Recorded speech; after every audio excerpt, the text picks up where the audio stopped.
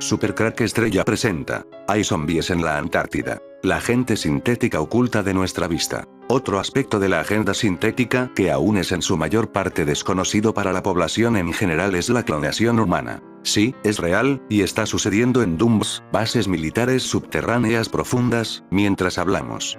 Ahora hay una proliferación de vídeos en YouTube que abordan el tema de los seres humanos sintéticos, los clones y la robótica orgánica, sintéticos para abreviar. En particular, hay muchos vídeos que muestran múltiples versiones de la misma persona, especialmente si esa persona es famosa, como una estrella de cine o un político.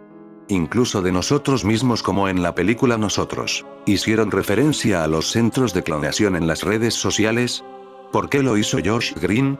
Afirma en esta entrevista del proyecto Camelot de 2008 que los grises, extraterrestres, dieron tecnología de clonación a los Estados Unidos. Y otros gobiernos y han estado haciendo clones desde 1938. Microsoft adquirió recientemente una empresa de fabricación de ADN sintético. Los robotoides orgánicos son reales. Cuando los descendientes de las ovejas evolucionen millones de años después y sean seres con conciencia individualizadas, nuestro recuerdo para ellas podría ser como el de dioses creadores. Algo similar con la historia Anunnaki y la raza humana ahora. El ser humano jamás podrá crear una oveja de la nada, o el concepto idea oveja antes de existir está y estar en la mente del creador humano, y dotarla de vida con mente, cuerpo, alma y espíritu. Se cuenta que ciertos yogis avanzados en el Tíbet con ciertas técnicas, pueden llegar a crear seres con solo el poder de sus mentes y dotarlas de vida, pero son solamente cascarones, envolturas energéticas astrales sin verdadera esencia de vida y que aunque manifiestan, dicen y he leído, facultades cognitivas casi autónomas dotadas hasta de ciertos poderes, jamás son y serán en verdad seres completos con alma, mente, cuerpo y espíritu. Eso es lo que nos muestra la película Yo Frankenstein. Más allá de las gárgolas contra los vampiros, está el mensaje de seres creados sin almas. En la película serían los muertos, pero bien podrían ser clones. Dark City también muestra esta historia. Las élites necesitan del poder de nuestras mentes para poder crear esta realidad. Les dejo parte del libro que leí hace siglos atrás, no creo recordar el título del que leí, pero el fragmento abajo es parte del mismo. Una práctica, un juego peligroso, algo que no debió conocer nunca fue el inicio de su particular infierno. Alexandra se mostró muy interesada por una práctica budista denominada creación de un tulpa. Los lamas budistas le advirtieron que era una enseñanza nada recomendable, pues consiste en la creación de un fantasma generado a través de nuestra mente. Alexandra fue advertida de que estas creaciones podían volverse peligrosas o incontrolables. Demasiado tarde, Alexandra estaba fascinada con la idea e ignoró la advertencia de sus educadores. Alexandra se alejó del resto de sus compañeros y, una vez aislada de todo, comenzó a concentrarse en dicha práctica. Ella visualizó en su interior lo que quería crear, imaginando un monje de baja estatura y gordo. Quería que fuese alegre y de inocente actitud. Tras una dura sesión, aquella entidad apareció frente a ella. Aquella entidad era algo así como un robot, solo realizaba y respondía a los mandatos de su creadora. Con una sonrisa fija en su rostro, el monje accedía sin rechistar a lo que ella le ordenaba. Lamentablemente, no siempre fue así y aquel tulpa comenzó a realizar actividades que no les había sido encomendadas. Tal era la independencia de aquel fantasma de apariencia corpórea que los demás monjes lo confundían con uno más. Su creadora comenzó a sentir miedo, aquella entidad comenzaba a ser un ser con voluntad propia. A medida que iba siendo más independiente, los rasgos físicos que aquel bonachón monje fantasma fueron cambiando. Su afable sonrisa fue cambiada por otra más pícara, su mirada pasó a ser malévola y nada afable para todos los que convivían con aquel extraño ser. La propia Alexandra comenzó a sentir miedo.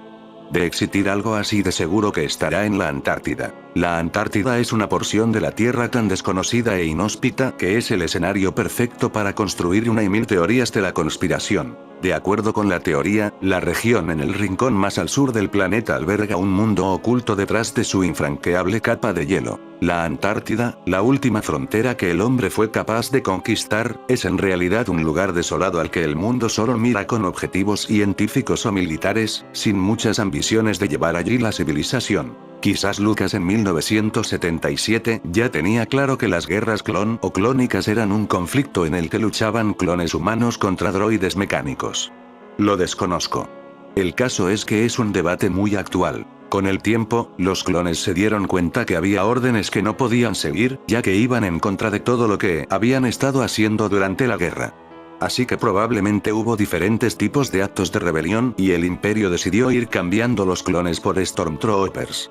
Lo cierto es que la palabra Stormtroopers suena parecido a Doppelganger. ¿Imaginas una guerra donde lucharas contra tu clon de la Antártida? Dicen que uno de los peligros de la clonación humana es que pueden salir deformes, así que sería una especie de lucha o guerra contra clones zombies de la Antártida, algo parecido a los caminantes de la Antártida, los caminantes blancos de Juego de Tronos, la popular serie. Lo de blanco es porque vienen del frío, algo así a la Antártida. Por cierto, en la serie también nos hablan del muro. Ese muro que estaría en la Antártida, solo que en la serie lo ubica en el norte en vez de en sur. Será para despistar. Sea como sea, podrían estar creando un ejército de zombies que sería usado cuando fuera más conveniente. Suena a ciencia ficción, pero la realidad siempre supera la ficción. Es una de esas cosas que no sabes por qué sabes. Se supone que todos tenemos un doble en algún lado. Sin embargo, en este caso, este mito urbano quizás no lo sea tanto y todas las eras de la civilización lo han tenido. Sus nombres han sido varios, desde Ka, el doble del espíritu de la cultura egipcia antigua, pasando por los fantasmagóricos dobles llamados Bardoger de la mitología nórdica, hasta los Etiainen del folclore finés, pero el que perduró fue el vocablo alemán Doppelganger que, si quisiéramos traducirlo, sería algo así como doble andante. Que bien podría significar caminante. Apareció por primera vez en una novela romántica alemana de 1796 escrita por Jean Paul, de 3 tomos y, como era costumbre en la época, un título de unas 15 palabras que se resume en una sievencas, en la que un hombre infelizmente casado acude a su doble, quien le aconseja que finja su propia muerte. La presencia de los doppelgangers en la mitología y literatura ha sido significativa. Todos se refieren a un doble, a veces de carne y hueso, otras de algo mucho menos tangible. En la era digital abundan, en forma de cibergemelos, bots, programas informáticos que imitan nuestro comportamiento, y clonos mentales, pero, ¿habrán perdido su poder? Quizás uno de los mejores para darnos el sabor de lo que estamos hablando sea el escritor Edgar Allan Poe, quien en su cuento William Wilson nos ofrece uno de los más claros ejemplos de un doppelganger, con el protagonista descubriendo, poco a poco, algo raro, empezando por la llegada a su colegio de un alumno que sin ser pariente mío llevaba mi mismo nombre y apellido. Una circunstancia poco destacable porque pese a mi ascendencia noble, el mío era uno de esos apellidos comunes que, desde tiempos inmemoriales, parecen haber pasado a ser propiedad de la plebe. Mi tocayo había nacido el 19 de enero de 1813 y esta es una coincidencia bastante notable, pues se trata precisamente del día de mi natalicio William Wilson, de Edgar Allan Poe. Existen muchas teorías para explicar el fenómeno doppelganger, como la teoría de un universo paralelo, multiuniverso, bilocación o incluso que se trate de fantasmas o demonios. Esta proyección puede ocurrir sin explicación y este doble es indistinguible de la persona original, e incluso puede interactuar con la familia y amigos. Pero habría que preguntarse si en realidad son clones que se escaparon de algún lugar. Otra teoría dice que existen 7 réplicas exactas por cada ser humano. Estas réplicas estarían en lugares separados, viviendo vidas separadas, ocupando puestos de trabajo distintos, con diferentes familias, pero sin embargo, coexisten en el mismo mundo. Los casos de personas que ven a su doppelganger casi siempre lo asocian con la muerte. La reina Isabel se horrorizó al ver a su doppelganger acostada en una cama, poco antes de su muerte, y Abraham Lincoln fue atormentado por visiones de su doppelganger en los días previos a su asesinato. Emilie Sage fue una profesora francesa de mediados del siglo XIX. Este caso fue estudiado y relatado por 3 autores de garantizada integridad y credibilidad: Robert Dale Owen, Camille Flammarion y Alexander Akasov. En 1845, el director de un instituto de Letonia para niñas de la nobleza, von Neuelke, contrató como profesora de francés a una mujer joven llamada Emilie Sage, nacida en Dijon 32 años atrás. La institutriz tenía un temperamento muy alegre, una gran inteligencia y un sentido de la educación muy desarrollado. No obstante, algunas semanas después de su llegada al instituto, comienzan a circular rumores entre las alumnas. Se producen extraños fenómenos mientras una alumna dice haber visto a la profesora en un extremo del edificio, mientras otra afirma haberse cruzado con ella en el extremo opuesto. En principio, los profesores no prestaron más atención al asunto, pero un día, mientras Emilie Sage estaba ante la pizarra dando una clase de gramática, apareció a su lado una silueta imitando sus movimientos a la perfección. El doble siguió manifestándose durante las semanas siguientes y cada vez iba adoptando un comportamiento más independiente. Un día, cuando las alumnas estaban ocupadas en trabajos de costura en un cuarto de la planta baja, vieron a Emilie en el jardín mientras la misma mujer las vigilaba en el aula. La Emilie del jardín parecía tener dificultades para moverse y, en clase, algunas alumnas se atrevieron a acercarse para constatar que el doble de la profesora ofrecía solo una ligera resistencia a las manos que la atravesaban hasta que desapareció. Este suceso alteró mucho a las alumnas, que dejaron el instituto en desbandada. El director decidió entonces despedir a Emilie, quien confesó que no era la primera vez que la echaban de un lugar por la misma razón. El rastro de Emilie se pierde definitivamente en Rusia. La fecha de esta historia es importante porque tras las guerras napoleónicas, la triunfante Marina británica dedicó parte de sus esfuerzos a la expedición polar. Prestigiosos navegantes pusieron rumbo a los mares helados del Ártico y la Antártida. Muchos de esos viajes acabaron en tragedia, pero el más desdichado de todos fue Sir John Franklin, capitán del Erebus. A bordo de ese barco partió por última vez de Inglaterra un 19 de mayo de 1845. Cuando se le entregó el mando de la expedición que tenía que buscar el inexplorado paso del noroeste, una ruta que permitiese bordear el continente americano por el norte, hubo quien dudó del capitán. Un terrible precedente pesaba sobre su fama. Si hablamos de descubrimiento de la Antártida y sus aguas, debemos remontarnos a 1603, cuando el explorador español Gabriel de Castilla divisó unas islas, tal vez las Shetland del Sur. Así que de alguna manera sí parece que las fechas de las historias de los doppelgangers estén relacionadas con la Antártida. Existe la suficiente evidencia circunstancial como para sugerir que los sistemas climáticos de nuestro planeta están directamente influenciados por la actividad solar, específicamente partículas cargadas provenientes de las manchas solares, llamaradas solares, etc. y que el campo magnético de la Tierra también se ve directamente afectado por estos rayos solares, y otros de origen cósmico. Al igual que la Tierra, los humanos, y los animales, también están rodeados de un campo magnético, por lo tanto sería posible que la radiación solar y otras de origen cósmico estén relacionadas con los brotes de extraños comportamientos entre los humanos. Un artículo del 2008 en la revista New Scientist señala la investigación de Oleg Shumilov del Instituto de Problemas Ecológicos Industriales del Norte en Rusia. Shumilov observó la actividad del campo geomagnético de la Tierra desde 1948 hasta 1997 y descubrió que se agrupaba en 3 picos estacionales por año. Uno desde marzo a mayo, otro en julio y el último en octubre. Nota: todos los ataques zombie recientes ocurrieron en abril y mayo.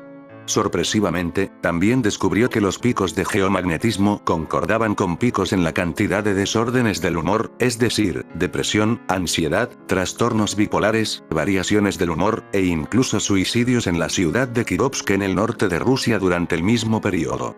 Shumilov reconoció que esta correlación no necesariamente significa que existe una relación causal, pero indica que existen otros estudios que sugieren un nexo entre la salud humana y el geomagnetismo. Ketty Posner, psiquiatra de la Universidad de Columbia en Estados Unidos, señaló que las tormentas geomagnéticas pueden desincronizar los ritmos circadianos y la producción de melatonina y por lo tanto causar desórdenes mentales. La glándula pineal, que regula el ritmo circadiano y la producción de melatonina, es sensible a los campos magnéticos.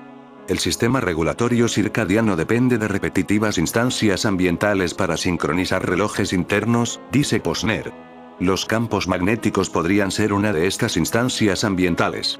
Las tormentas geomagnéticas pueden perturbar los relojes corporales, precipitando un desorden afectivo estacional y en consecuencia incrementar el riesgo. Es un hecho científicamente aceptado que las aves navegan por medio del campo magnético de la Tierra, e incluso se ha sugerido que las aves pueden de hecho verlo en vez de tan solo sentirlo.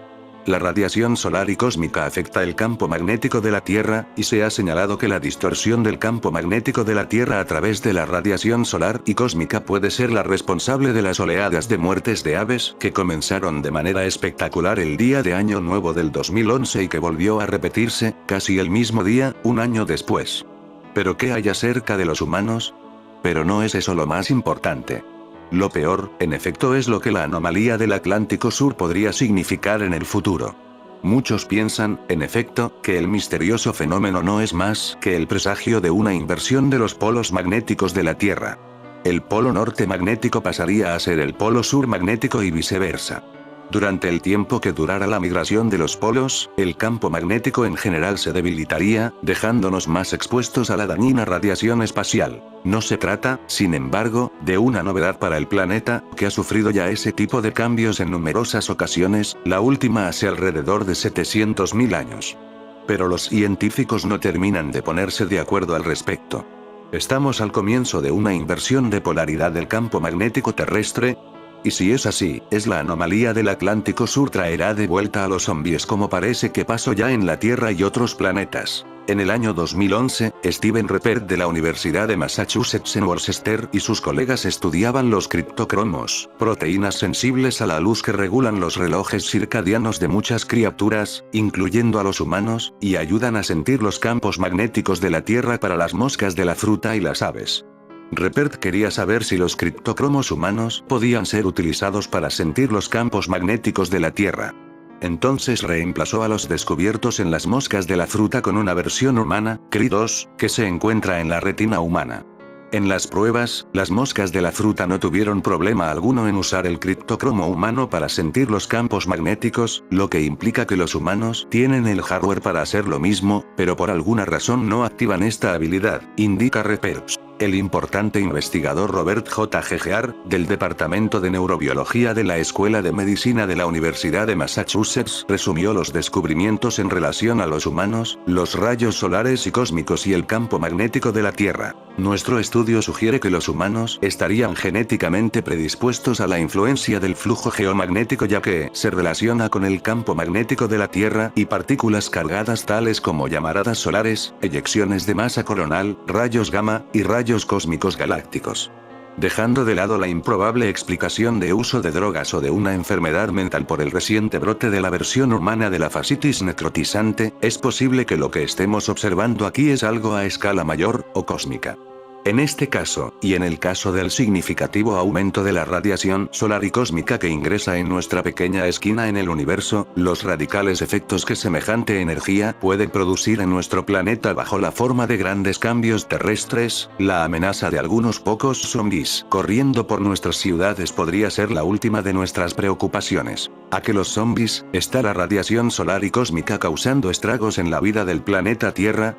La verdad hasta ahora publico, no lo consideré serio antes y entonces, y resumo en esta entrada lo que cuento de info sobre los zombies, no pensaba tomaría las proporciones actuales este fenómeno, aquí lo dejamos sin comentarios de pronto. ¿Está la radiación solar y cósmica causando estragos en la vida del planeta Tierra? Cuando incidentes insólitos o inusuales se agrupan de esta manera en un breve periodo de tiempo, sean asesinatos, o humanos actuando de cierta forma, clima extraño, como el similar clima severo que está sucediendo simultáneamente y a miles de kilómetros de distancia, o cambios terrestres, como el gigantesco ciclón Yasi sobre Australia, grandes terremotos en Nueva Zelanda y Japón, la enorme erupción del Puyehue en Chile, todos ellos acontecidos en el 2011, siempre deberíamos detenernos y prestar atención, ya que tales eventos están intrínsecamente relacionados con el curso de la evolución humana, al menos en el sentido de que tienen el potencial de afectar a la evolución humana en formas potencialmente drásticas. Existe la suficiente evidencia circunstancial como para sugerir que los sistemas climáticos de nuestro planeta están directamente influenciados por la actividad solar, específicamente partículas cargadas provenientes de las manchas solares, llamaradas solares, etc. y que el campo magnético de la Tierra también se ve directamente afectado por estos rayos solares, y otros de origen cósmico.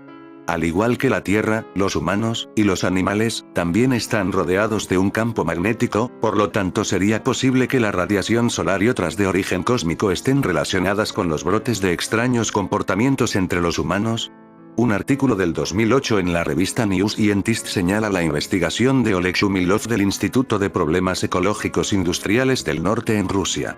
Shumilov observó la actividad del campo geomagnético de la Tierra desde 1948 hasta 1997 y descubrió que se agrupaba en 3 picos estacionales por año, uno desde marzo a mayo, otro en julio y el último en octubre.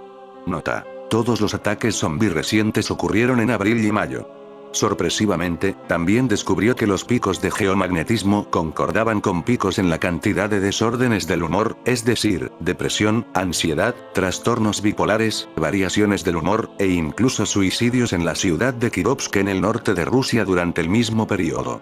Shumilov reconoció que esta correlación no necesariamente significa que existe una relación causal, pero indica que existen otros estudios que sugieren un nexo entre la salud humana y el geomagnetismo. Según los científicos, la evidencia sugiere que el Atlántico Sur es, históricamente, un lugar de comportamiento geomagnético inusual, y que el fenómeno parece no tener nada que ver con las inversiones del campo magnético terrestre. Según ellos, pues, lo que vemos hoy no es la señal de una inversión de polaridad inminente. El estudio, sin embargo, no consigue explicar qué está causando esta aparentemente eterna anomalía. Algunas investigaciones anteriores apuntan a que el origen podría estar en una vasta región de roca muy densa, justo en la división entre el núcleo y el manto terrestre, localizada justo debajo de África en el corazón de nuestro planeta. Pero la evidencia no es lo suficientemente sólida como para estar seguros de ello. En su estudio, los investigadores de Liverpool consideran otra posibilidad. La anomalía podría ser parte de un giro excéntrico a escala planetaria del núcleo externo de la Tierra, produciendo efectos poco normales en el límite entre el núcleo y el manto. Resulta difícil saber con certeza cuál es la hipótesis correcta.